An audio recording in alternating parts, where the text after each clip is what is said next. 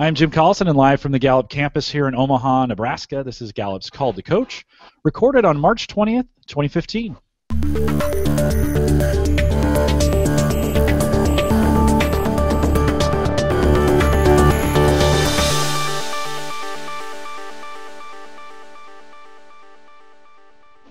Call to Coach is a resource for those who want to help others discover and use their strengths. We have independent experts and strength coaches that share tactics, insights, and strategies to help coaches maximize the talent of individuals, teams, and organizations around the world. If you have questions during this live webcast, we do have a live chat room that's available for you right below the main video window. So if you're watching this on video, just scroll down a little bit. There's a chat room. That's really the best way for you to get questions into the live program. We do take your questions while we are live, so log in for us. That would be great. Or if you have questions about custom strengths coaching solutions for small, medium, or large organizations, you can send us an email. Just send that to coaching@gallup.com, or you can use the contact page. It's just over to the right on the page that you're currently at, and that will get right to us. And don't forget to visit the Gallup Strengths Center, just gallupstrengthscenter.com for all your coaching resources and training needs. You can also catch the video in both streaming and downloadable audio for offline listening to past shows over at coaching.gallup.com. Jeremy Petrosini is our host today. Jeremy works as a senior learning and development consultant with Gallup here on the riverfront, although today we've caught him at some exotic location somewhere in the world. Jeremy, welcome to another Call to Coach. Always great to see you. Thanks, Jim. Yeah, good to be here. This is the living example of when Gallup talks about work-life integration, right? Instead of balance, you just kind of merge the two together. So glad to be able to join you live from Hilton Head, South Carolina. I did tell these guys, I asked all parents in the area to keep their kids quiet, but that may not actually happen. So, but glad to be here. Many of you who are been around before know that it's part of our passion and really drive at Gallup to reach over 1 billion people who would know their strengths. Again, we've crossed that 11.5 million mark, so it's fun to see over 5,000 people complete Strength Finder every day. And in helping people really identify their strengths, live those out, we couldn't do it without coaches like yourselves who are listening in. Again, several hundreds of you already that have been certified to partner with us, but we really do want to get to a point that we have over 1 million coaches that are part of this network helping us transform lives around the world. So today we've got Jennifer Selke with us, calling in from California. And Jennifer is actually, she's been certified both around the Clifton Strength Finder, but also our entrepreneurial profile, so the EP10 that some of you may be familiar with. But she is dedicated really to helping people find jobs that they love, as well as her work with strengths and organizations of really helping them not only engage people, but to really drive impact. So kind of the language we talk about a lot is creating a strength-based culture. What does that do for a company? And so she brings a lot of kind of expertise in that as well. She also runs one of the country's largest summer camps at UC Berkeley. So they employ over 150 high school and college students, and she's really kind of taken a strength-based approach with that since about 2003. So Jennifer, we're glad you're here with us today. Thanks for being on Call to Coach. Thanks, Jeremy. And real quick, Jennifer, your top 5, just so everybody knows them: learner, maximizer, relator, self-assurance, and individualization. That's right. You got that right? That is right. And then you were sharing with me too. You said your 6, 7, 8 are kind of that power punch. Remind the listeners what those 3 are. Yeah, my 6, 7, and 8 are achiever, activator, and focus. And I find that's kind of the engine that really drives everything.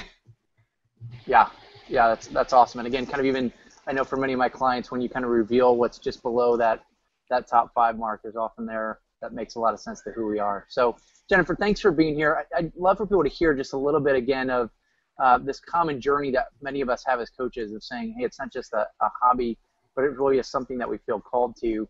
Tell us a little bit about your journey. I know you said 2003 is when you kind of began to integrate it into the camps, but just tell us a little bit about your own journey of being called to coach. Yeah, since I had my first manager job, which was back at a youth center for the Air Force in England, I became interested in seeing how adults adapt to the workplace, from figuring out what their strengths are, working around their weaknesses, and that really fascinated me, is how individuals were so adaptive. And through that, I ended up going to graduate school at UC Berkeley, studying specifically the fit between individuals and the jobs that they have and what the job brings and what they bring. And so that was my research area. I did my dissertation on that. And so in the process, I became a school psychologist. So I worked for 15 years in the public school doing assessments, which fit really well now that I know my strengths with being, an individualization. A lot of that was really working with middle school kids and helping them figure out what were their weaknesses, and then how to work around those. And so I also was a psychologist in private practice. All through that time, I was running summer camps. Coming out of the military background, that was what I was trained to do. So in '94, my first summer of graduate school, I did what only job I was qualified for, which was to run a summer camp. And that, experience in coaching young people, and at the time, it was the Gen X population. So through the 90s, as the Gen X transferred out, I started to see the millennials come through, and that real difference that a lot of people have seen in that next generation. In 2003, I went to a conference and saw Marcus Buckingham speak on First Break All the Rules and the stuff with the Strength Finder, and that really solidified my management strategy and how I was coaching people. Naturally, I think with Maximizer and individualization, I was always looking to strengths and looking to get people in the right role, but I didn't have the language to do that. And so that initial work that Gallup did with engagement and then with the Strength Finder really just kind of put the package together for me. In 2013, I took the coaching course and started doing workshops, and most of that was really started to support my staff. We've been using it at summer camp. We give the Strength Finder to everyone 9th grade and up, and then do workshops at the beginning of the summer, and then train the trainers or the administrators to then do coaching and help their team. So I really took the course in order to be able to support my staff, but in the process I realized there was a big demand for coaching as well as workshops. So I have a consulting business with my partner Betsy Flanagan, is my business partner, called WorkStrengths, and through that we do coaching and workshops a lot in the Bay Area, everything from startups to large Fortune 500 companies. Yeah, and Jennifer, talk a little bit about that too. I know when you and I were talking just about even your partnership with Betsy, I know there's a lot of coaches out there that have thought through partnerships, and you just referenced to the fact that one of the things that you do a lot of is workshops. So both in our accelerated program, in the entrepreneurial coaching program as well, we kind of set you guys up to say, if you're going to lead a 2-hour session with a group of 30 or a group of 300, what would that look like? I know you, again, both strategically, you and Betsy have kind of split up who does what, but talk a little bit about that partnership, and then just a little bit too with some of the workshops and success you've been having around that approach. Yeah, Betsy and I met through the tech conference scene. Both of us were going to South by Southwest and other big CES, big tech conferences. And so we met with that interest in learning. Both of us have learner really high.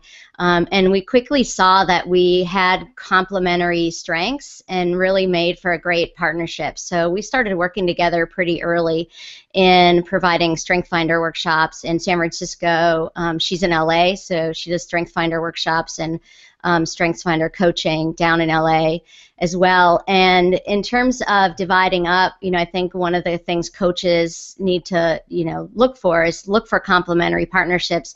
That doesn't necessarily mean that you're in a business with another person, but even as a psychologist, I definitely had a network of other psychologists I could refer to.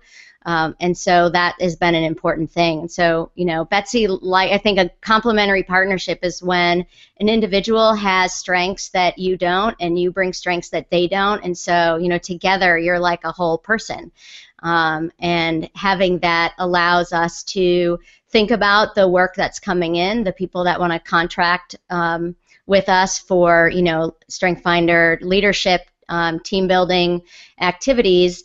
We can decide sort of, Betsy does a lot more of the coaching with our corporate clients. And she has a financial background in Wells Fargo with also McKinsey, big financial companies. And my background's more in the social sciences and psychology. So even from our education, we have those complementary partnerships.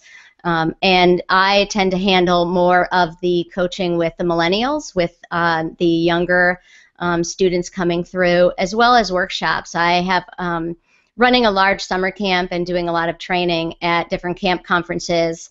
Large groups are my specialty. I was a contract trainer and still do some work for Chart House, which developed the Fish for Schools program, and so I did training all over the country for ballrooms of 300 plus people.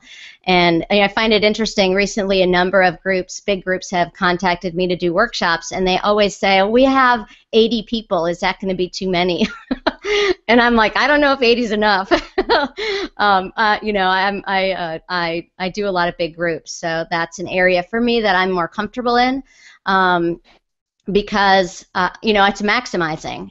How can I reach the most people? And for me, the large group events are really about facilitating a learning process. The idea of what the learner creates, they learn, and that I have more of a constructivist approach to education. So as a facilitator in a large group, just like an individual coach, you're really trying to see where the group is at, what activities you need to do next, when they need a break, when you go to a lecture point, when you jump in, how you create that trust in a room is very important, and that's one of the things I think I do really well. And you kind of mentioned that for you, kind of the bigger the better, but is there an ideal size when you're thinking about the workshops?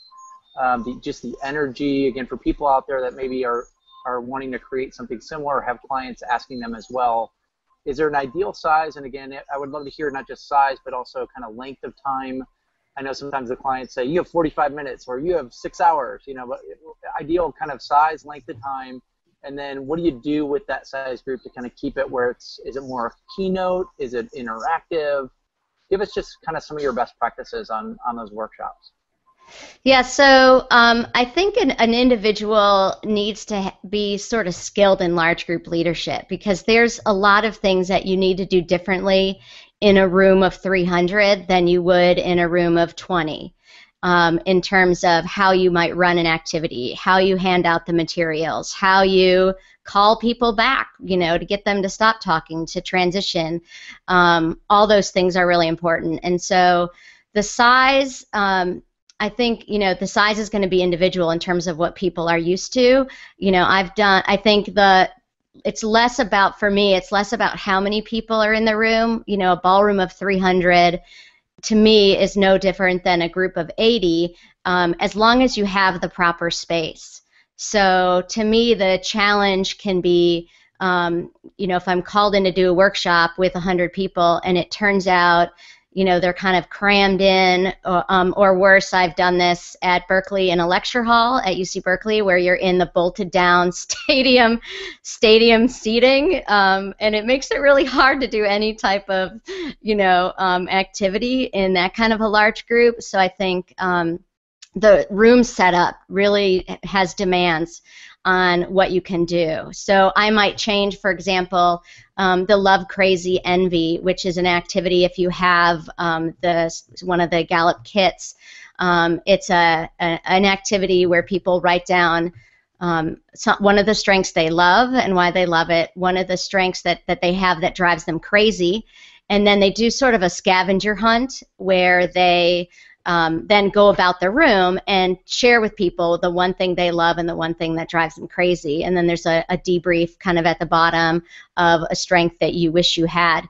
And so that can be an activity people can fill out if they're at a table group, and then they can either do that at a table group depending on the size and how much time you have. Sometimes you have to adapt on the fly and realize I can't get everybody out of their seats. We're going to do this as a table group.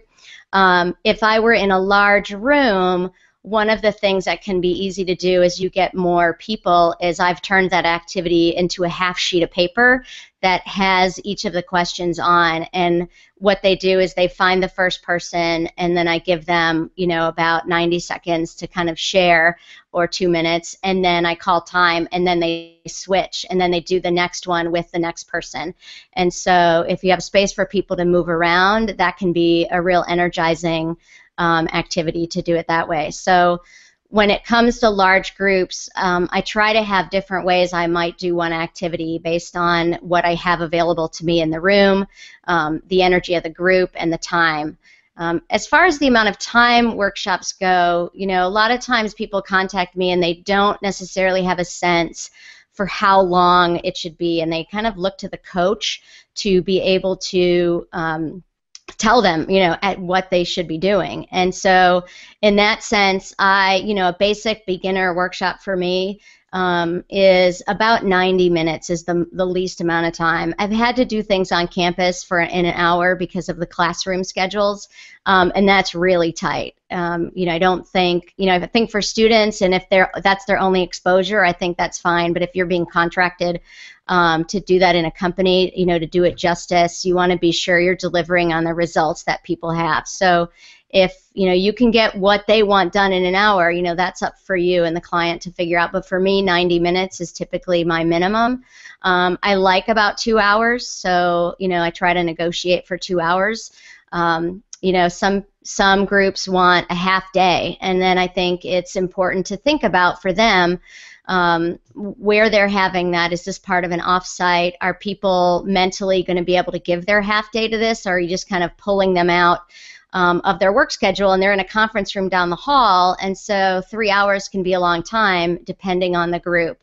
So a lot of that I talk with the person ahead of time, because in the end, you have to manage their expectations. They want certain things from your workshop, and you have to determine how to deliver them, and being honest with yourself as well as with the client. I've been called in at times when they've had a significant internal strife, and they want a workshop to fix the person that's broken, that's causing everybody trouble. And a lot of it's like to think through, like, this isn't going to be that silver bullet, and is this really, as much as I want your business, is this really what you need at this time? Do you need to pair it with some coaching in order to take advantage of some of that? So some of the times these workshops might come with some coaching. And so those are the things that I'm usually thinking about when I'm working with a client in terms of size. And then space. I try to get a handle on it pretty early of what type of space they're planning. If they have an offsite, sometimes they're not sure yet on the type of space they have. Sometimes they know they have a conference room, it's going to be tight to fit even 15 people, so moving around activities may be difficult. And so if you can get that ahead of time, that can be useful. Other times they're booking a space, and you can kind of say, I'd like table rounds, or what you'd like in terms of your own space. I can have a map drawn up and say this is an ideal room set, and then you have to go in being flexible and assume your computer's not going to work, their projector's not going to work, they're going to be moved to a different room and nobody can move around. Like, that idea of really being flexible is key when you're kind of in those large group spaces, because anything can happen. Well, and again, I think what's fun is for you, this fits not only your themes, but just your style of coaching, right? You're somebody who's saying big rooms, lots of people. Betsy's somebody who's more of that one-on-one and completing that whole person, like you said. So the other thing I'd love for people to hear are just when you think about those tips and tricks, things that really make it great. Again, I would assume you want people to take Strength Finder ahead of time, maybe bring their reports. What are some other kind of best practices or kind of tips and tricks that you feel are most helpful with, again, working with groups during these discovery sessions? Yeah, I mean, for me, since groups was my background in coming from, doing these workshops for the Fish for Schools program around the country, I was, flown out, dropped in supplies, and, I'd have a day to run activities. I developed a lot of resources from that experience. So I always make sure I bring materials for, more than the number of people are in the room. Usually I up the numbers by about 10 to 15%. So I have extra materials, as well as I have materials that I may never use. So I have different directions and the ability to go where the group is going. I think just as you do in individual coaching, you're taking what the individual is giving to you, and if you're sort of having more of a constructivist approach, you're bringing them materials back to help them make discoveries themselves. I mean, what the learner creates, they learn. The learner has to come up with that learning on their own. For you to say, this is what you need to do, I think there's a time for that, but sometimes it doesn't solidify as much as the person goes, oh, you know what, that means, and then they make that connection. So it's the same in a large group.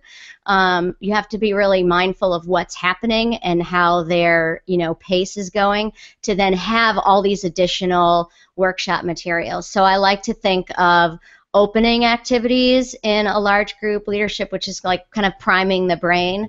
So I have different activities for that. It might be clip art. I have, a clip art activity that I do back in the day before you could get actual photos of, it's old school clip art, and I have, probably 300 pieces of paper, and it's like toilet paper, fire hydrant, iron, just random individual isolated objects, and then I can take any activity and pair a question with that as a welcome activity. Like, here's your object, you're going to say, how learning for you is like. What do you have? Toilet paper. Great. How is learning for you like toilet paper? And they would have to come up with a response, and they, with a partner, and then their partner might have umbrella. How is learning like umbrella? And their partner shares, and then they trade those pieces of paper, and then they go find another partner. So the person that had toilet paper now has umbrella, and they answer the same question. How is learning for you like an umbrella?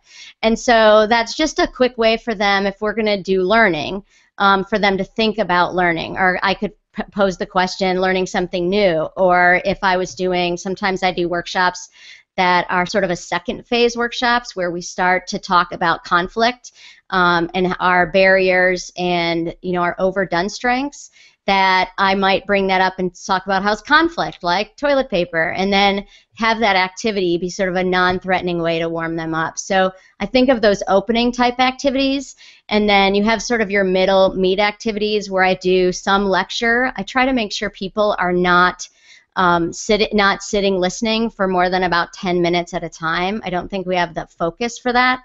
So I have a lot of the slides that came out of the Gallup kit, as well as slides that I've developed that I intersperse between all the different activities, like a theme scavenger hunt where they're talking to other people and telling each other about their themes. It's that name it, claim it, aim it model where we really need people to walk away and be able to say their top 5 and tell you what they are, and more importantly, be able to say, when I'm generating a lot of ideas in the meeting, that's my ideation. And so to be able to identify tasks that they have, because the long-term goals are then working to aim their strengths intentionally. So a lot of those activities and then information that I give about what the Strength Finder is and little lecturettes go in between those. And then I also look for some kind of wrap-up or closure activity. I might do a start, stop, continue, where they fill out now that they know what things do they want to start doing, what things do they want to stop doing, what things do they want to continue doing. Another one is just to help assimilate that knowledge. I might do, it's more in the experiential educator, the what, now what, so what. So what did you learn? Why now was that important to you? And I really try to make sure they think about what did you learn didn't have to come from me. It could have been what a neighbor, at their table said to them. It's not, it's just something that's a result of sitting in here for the last 2 hours. What did they learn?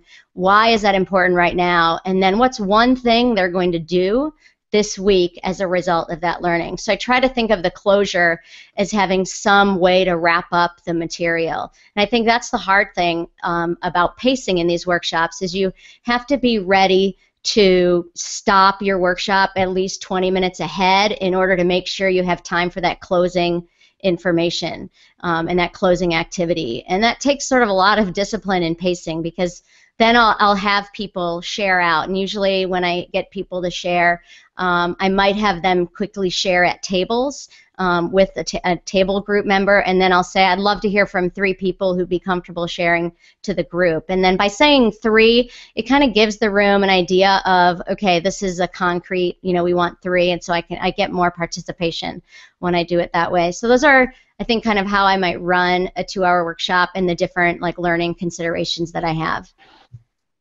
No, I love it. And that last piece, too, I think is so important. I know at Gallup programs we do the same thing, that closing out. And again, like you said, leaving a good chunk of time for it, whether it's, again, both questions from people, some key comments and challenges from yourself, but most importantly, that commitment piece. What's one thing that they're going to do? And I always say, even in the next 7 to 10 days, what's one thing that you're going to go do because of what you heard today? So one more question for you, and then, Jim, if you've got questions in the chat, too, we can tee some of those up.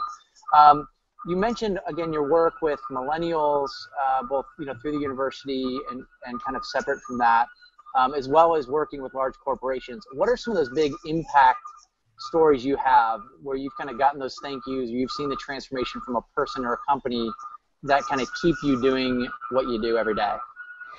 Yeah, I mean, I think from a company standpoint, there's been a few large Fortune 500 companies I've worked with where I've had an opportunity to follow up with some of the individuals after the fact. And in one case, I was following up with a person on this team, and she had only been there a week when we did the Strength Finder workshops, so this was all really new to her. And she was the executor. She had all those executing discipline, responsibility, all those executing strengths. And she was on a team with people who really had the strategic ideation, themes. And so she was one of the people that was going to be an assistant to someone, and she was there a week. And when I talked to her a week later, she'd already left. She'd already left the company, and part of it was because her themes were the worker themes, and yet the rest of the group was really having trouble allowing her to do what her job was. And so, you could see there's only a certain amount of flexibility. People that are, have some themes, some people appreciate more structure. And as part of the workshop, we had kind of talked about and addressed this issue of how her strengths were very different. And yet, it didn't work out. And yet she was grateful to have understood what the problem was. She kind of said that she would have had more ownership in thinking it was her fault that she wasn't able to conform, as well as just seeing it as a bad fit. And so she was able to leave on good terms, which I thought was, great. That's what you want to be able to do, is have that mature discussion. When working with millennials, and specifically my staff, in taking this coaching class, it was initially really to support my staff. And so my goals were to be able to just have more knowledge. And so, that struggle for me initially as a new coach was, once I was listed on the Gallup website, a lot of outside people started contacting me. So I don't think initially I was prepared for the number of people that would say, hey, we want a workshop. And I saw a question in chat about that, what the struggles were in that transition. And for me, the transition was, this was more than coaching the millennials, and it was having confidence. I think a lot of people, see me with self-assurance, and they see that I appear very confident. I have a PhD from UC Berkeley. I'm a licensed educational psychologist. So, how in the world could you not be confident? And I think the more you know, the more you feel like you don't know. I don't know if that's kind of the learner and the maximizer. Is, am I going to know enough? Is this going to be the quality that I expect it to be? And so I really had to work with myself of, my quality level as a maximizer is like 200%. And if I'm only half there, I'm at 100%. And that's still, to this day, something I have to do all the time is think about that. And so when I started to roll this out with my staff, it was a group I was really comfortable with. And on the Entrepreneurial Strength Finder, I have Delegator as my #1 orange. It's one of my top talents. And so it was easy for me to give that over to the staff and provide them with materials and provide them with coaching. And one of the things that was really remarkable is, this millennial generation is highly capable, very educated, eager to jump in and take ownership and do something.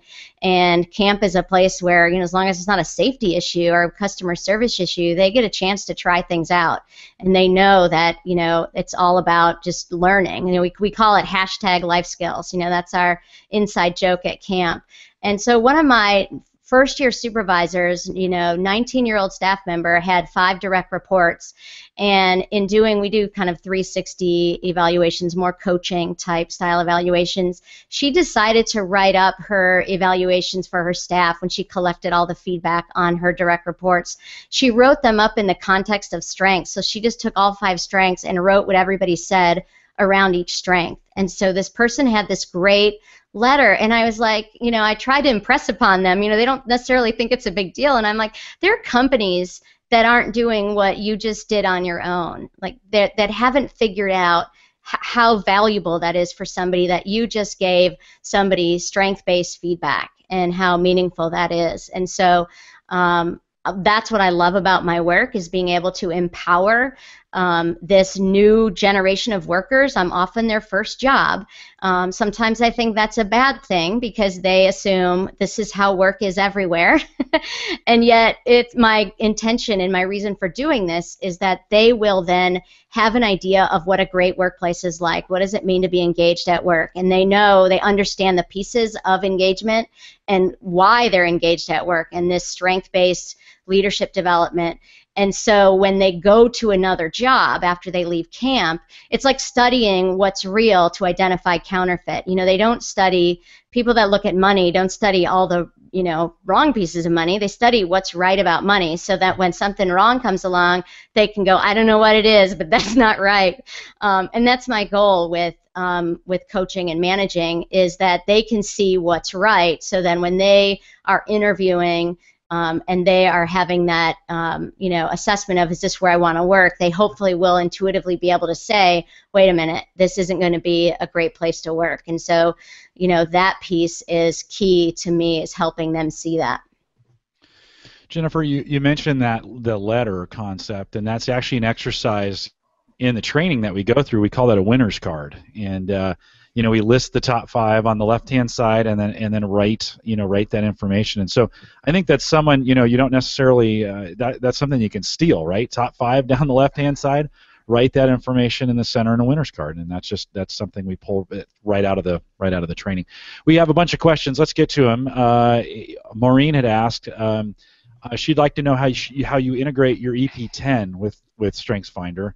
And if you keep them separate, you mix them together, and then she'd like to know if the results, you shared your top one already, anything else you want to share out of that, and how do you feel like you're using that now? So we'll roll them all into one. I actually pulled it up because I knew somebody might ask. I just got certified in the EP10, so I'm looking forward to using it this summer. We, at camp, we do activities after camp. We have sort of a lecture series where staff can come on their own time and listen to somebody I bring in. So I have a friend who's a serial entrepreneur, Jay Adelson, who is also a venture capitalist and has taken both the StrengthsFinder and the EP10 and has, as an entrepreneur, has developer in his as one of his top strengths, and he is really great at nurturing startups. That's one of his superpowers.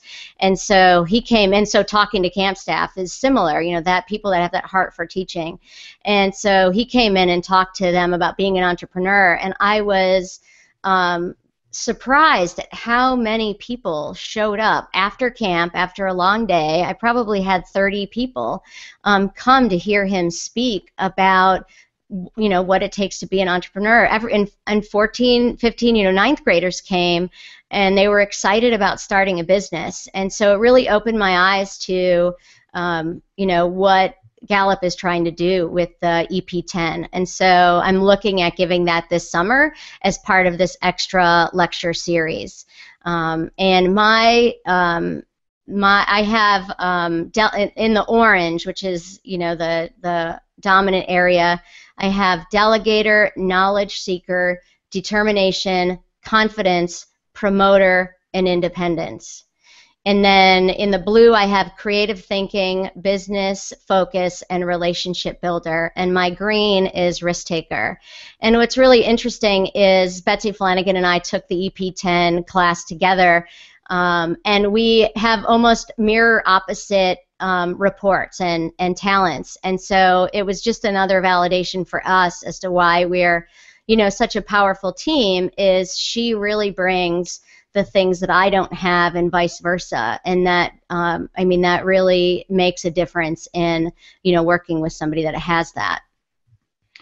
Becca had been the one that kind of asked that question about the transition in becoming a certified coach and presenting workshops. Anything else you wanted to add to that question as far as what kind of struggles did you face, what your main goals initially? Anything you want to add? I think for me, because I had been doing a lot of speaking and a lot of workshops, I already had the how to write a proposal, how to try to price your workshop, all those pieces, learning objectives, those were the things I had. So I was great with the person on the call, booking the job, that came easy to me. What was harder was then, days before I'd be thinking, oh my gosh, I have this big workshop. And it was remembering that, remembering the confidence piece, that was a big part, because I'm always learning about myself and these strengths. And one of the things for me, a lot of work has been around maximizer and how my expectations of quality are so high. And it's not perfectionism as much as it is like quality. And it's so high that I put these unrealistic expectations on myself that are very internal, that other people don't see. Other people are like, that's amazing. And I'm like, oh my gosh, here are the 10 things that went wrong.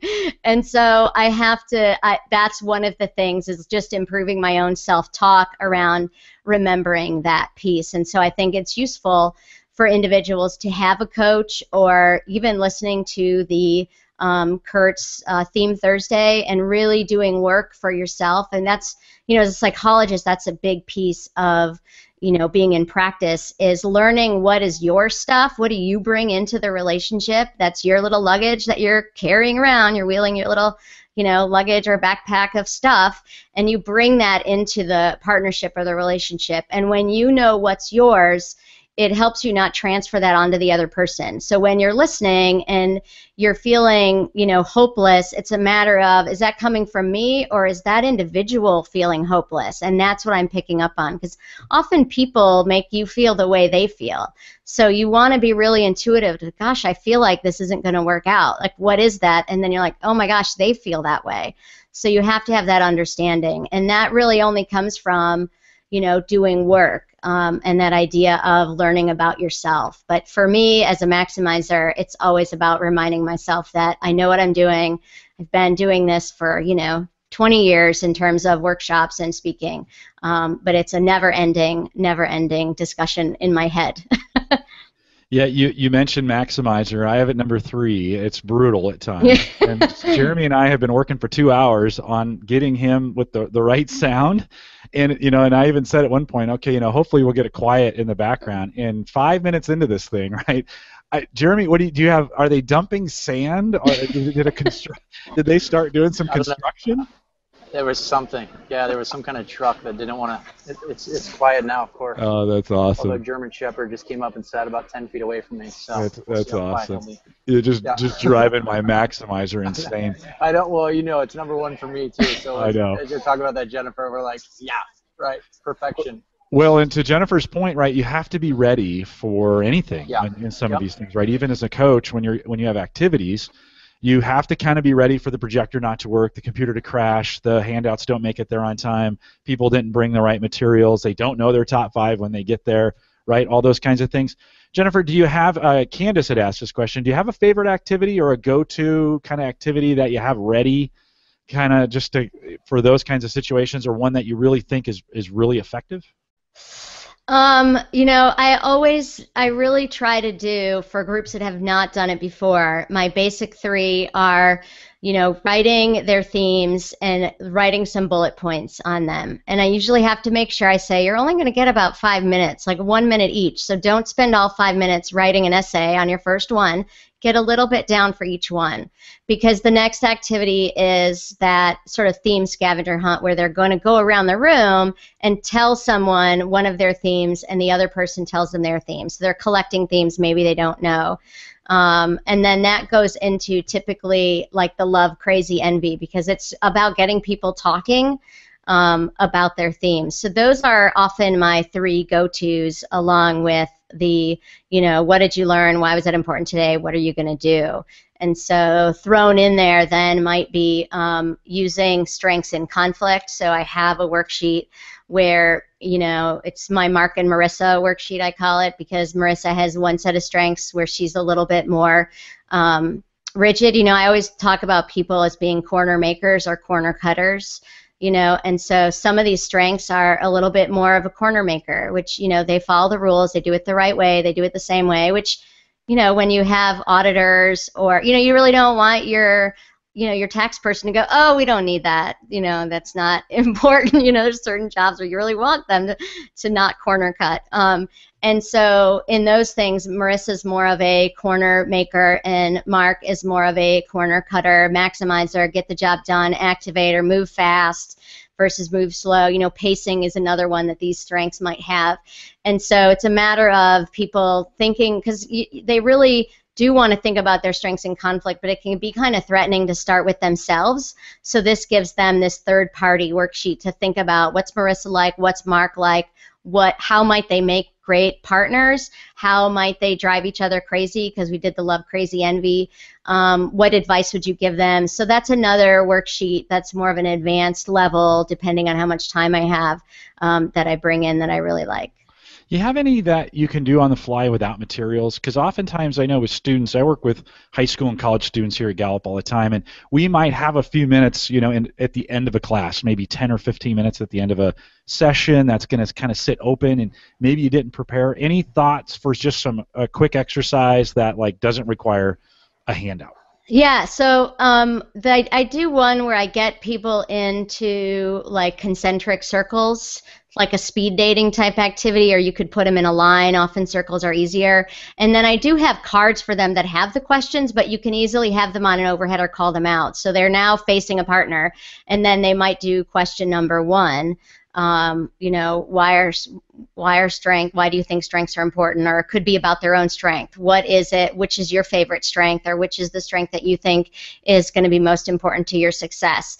And then they get, a minute and a half to share with a partner, and then they just shift. So then they automatically have an assigned new partner, because I think for younger audiences, finding partners is kind of threatening. You have to be good at doing that so that people aren't left out. Nobody wants to be that person with no partner. So that's another activity where if you just have questions ready to go, you can partner people up and just read them out loud, and people can share. And then you don't waste time with find a new partner, because that takes time to shift. You just move them around. So I always have sort of a set of questions that I can go to. 2 more questions for you. One is when you're working with adults at C level in job transition, anything to help them better understand their strengths that'll fit into a job search? Have you done anything like that at the C level? Yeah, not that much at the C level. I do that quite a bit with the millennials, and I don't think there's that much difference. In terms, some even C level individuals haven't necessarily interviewed with their strengths. So one of the things I end up doing all the time, once you're at camp, you've always been at camp. So I do a lot of coaching, transition coaching with staff who have worked for me, in the past. And one of the things we do is we align strengths with job descriptions, with interview questions, with transferable skills. So we might look at a job they're applying for, and this would work at the C level as well. We might look at the job they're applying for and identify 3 or 4 of the main job items, things that they're going to have to do, the main job requirements. And from that, we might look at how their strengths fit one of those job requirements. So if you're going to be expected to be on the phone with sales, talking to a lot of people you don't know, and you have, woo, communication, the positivity, that trifecta, that may be, you can explain that in an interview, how those strengths support that job.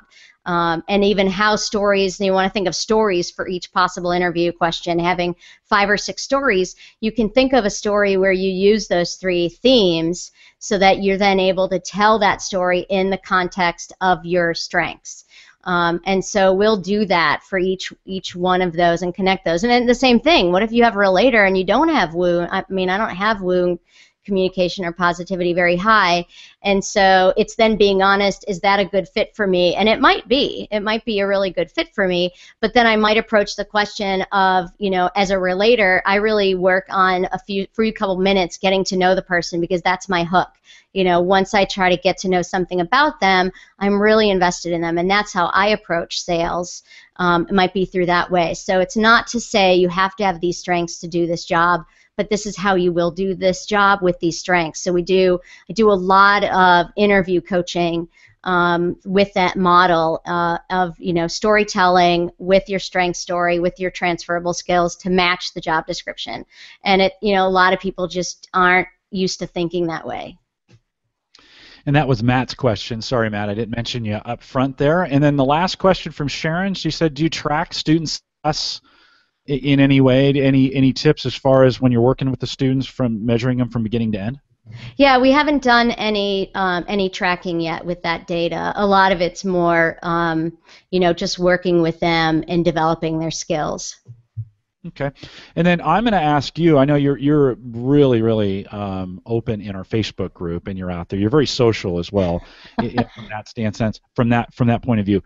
If folks would be interested, I would be interested in knowing like some social tips that will have you maybe able to interact with you on Facebook in this way. And so if you want to join in that conversation, head out to our Facebook group, facebook.com/groups/call-to-coach. And maybe you and I can just start a little conversation around, because it's a question I get a lot of. How do coaches manage social, right? What am I using? Facebook, Pinterest, Instagram, Twitter, those kinds of things. I would think, and this is kind of where I want to go with this, I would think that would be easy with the millennials, but maybe it's more of a challenge than some people think. Maybe you address a little bit of that right now. Another way, my workstrengths.com website is another way if people want to email me. I believe in collaboration and not competition, so I'm happy to share with people some materials that I have. And what's difficult is, I think we talked about this too earlier, is managing time. A lot of people, especially when you come out of a collaborative model, can I pick your brain? Can I just talk with you? And when you realize, every hour is a billable hour as a psychologist. I went into private practice with people being upset that I would talk to somebody for 15 minutes and not bill them, because everybody in the practice bills. And so the culture is, and parents expect, like, they will just write you a check when they come to talk to you. And so from that culture, and you start to realize if you're trying to ship your product or trying to get stuff done, when you take the time to speak with people, it takes time out of your day. And so I'm very careful about making sure I'm doing that with people that bring up my energy. And for me, that's often the millennial. That's often people I already know, with my relator. And so I'm happy to share email resources. It's a little bit harder. I'm more introverted, so it's harder for me. That's why I think social works so well, is I have that sort of distance. And I find, I teach a number of online classes in social media for a nonprofit organization. So I have about 2,000 students during the year that come through my social media certificate class. I teach LinkedIn, Facebook, YouTube, those types of things. And it's really important for people to figure out which which avenue works best for them. A lot of people are getting traction on Facebook, even from your personal page of turning on the ability for people to follow you without friending you, and then posting things publicly like you would a blog. You know, people are on Facebook a lot. Even the millennials, they're on Facebook. You know, Twitter has more of an immediate use in terms of how things are going to be pushed out. You know, it's that stream, and it could just pass you by, and then you may not get that information. So, you know, and then Instagram, it's kind of knowing where your audience is. I think any coach needs to think first is, you know, what are my business goals? Who is my audience? And where are those people online? Are they even online? Are they really going to find me through a blog search? Or are they going to interact with me maybe first on Facebook? Or are they really on, you know, is LinkedIn a place where they are? So, you know, even from LinkedIn, it's setting up your profile and making sure your profile is professional and filled out, and you have the, you know, the headshot that's, you know, LinkedIn headshot is really a, you know, person facing forward, you know, plain background, which might be different than something you might do on Facebook. But I think people should have their same avatar, you know, across all platforms, so it's clear you're the same person. But then being able to have all your alerts set up so you can track when somebody mentions you or track when somebody connects with you on Facebook. I'm surprised how many people on LinkedIn have their settings such that you cannot, you know, add them as a friend without their email address. You know, there's a lot of people do that if they are, you know, maybe a public figure and, you know, they're getting too many requests. But there's very few coaches or individuals that I know that should have that turned on. The idea of LinkedIn is connecting. So make sure your settings really allow connections. So, you know, I would say that's letting people follow you on Facebook, you know, and also on LinkedIn, making yourself easy to find and easy to follow. With the millennials, we do a class at camp, even though in some ways it has nothing to do with their job. It actually has everything to do with my hashtag life skills. The reason I do this job is to make sure we're training the next century, you know, the next group of workers. As I do a whole hour on using social media, building up your LinkedIn, you know, and the staff are always like, oh, Jen, you know, I can see some of them. You know, when I was on Twitter in 2007, I was trying to get my staff on it. They were like, oh, Jen, you know, and then 4 years later, they're like, remember that time you were telling us about Twitter? So I do that class to make sure people can learn what they need to do to connect. Awesome. Jeremy, as we kind of bring this in for a landing, anything you want to wrap with? Yeah, no, Jennifer, I just appreciate all your thoughts. I think so much great stuff out there, like you said, and just that ongoing, again, learning environment that, again, both from a sharing standpoint as well as kind of meeting people where they're at. So thanks for your time today. This has been awesome. Jim, I'll let you tee up. We'll be back here again in 2 weeks. One thing I do want to throw out there, and Jim, we can communicate with people on this in the upcoming calls as well, but any ideas you guys have in regards to specific topics. So I loved today when I was talking to Jennifer about just deep dive into workshops and what she's done. But instead of us just continuing to interview coaches and you really not knowing what the area or topic is until you get on the call, if there's specific areas that you guys as coaches are interested in diving into, somebody like the question today around C-level executives, share those with us just at coaching@gallup.com. And we'd love to, again, just kind of specialize that a little bit as we go into the summer months and even planning out the fall, where we can strategically bring on some of those coaches to share those best practices. So, Jim, I'll let you tee up where we're going next. But, Jennifer, thank you, and thanks, everybody. Yeah, you bet. And Jennifer, thanks. It's always great to have you on as well from me. I'll remind you, too, we've got a whole list of our coaching courses that are available for you. If you're wondering, how do I get the certification and what it's all about? If you want to just pop out to the Strength Center, so just go to Gallup-Strengthscenter.com, click on the Courses tab, and you think, well, maybe there isn't one near me. Just on the first page as I'm looking, Omaha, Singapore, Atlanta, Santa Clara, Washington, D.C. That's just a few, and if I click View All, we see Delhi, Beijing, Bangkok, Mexico City, Atlanta, Toronto, Sydney, New York, London. So there's a lot. They're going on all over the world, and probably chances are we've got one near you. Again, head out to the Strength Center, Gallup-Strengthscenter.com, and just click on the tab. No obligation to take a look. Maybe there's one in your area and a great opportunity. We have a class going on right now, which is always fun, just down the hall from me, and I like to hang out with the coaches. So it's fun to go in there. They're training. It is exciting 4.5 days. And so it's always fun. In fact, they're probably graduated right now, and they're having lunch together, and I'll head down there after we're done and to hang out with them for a few minutes. It's always great. And I'll remind you, too, everything's available for you. We talked about the Facebook link, YouTube channel, all those things available if you want to figure out how to get this to your phone to listen to it automatically in the recorded audio version, or if you watch the video on YouTube. All those links are out of the coaching blog, just coaching.gallup.com.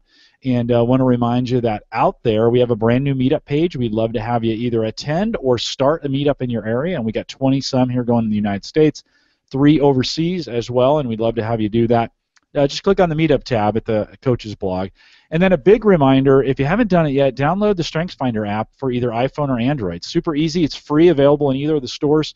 Download it, log in with the StrengthsFinder ID that you put in when you took the assessment initially. You'll get your top 5 or all 34 if you've unlocked that as well. And you'll always have it with you. Better yet, take a screenshot of it and make it your lock screen so that you see it. The average person checks their phone 63 times a day. So chances are, if you're having trouble remembering your top 5, you'll remember it. If it's just on your phone for a week at that point, it will be available for you. We want to thank everyone for joining us today. It was great. If you enjoyed this, please feel free to share it with somebody else. Send the link to them, drop it in an email. We'd love to have them come out to another Call to Coach. Goodbye, everyone.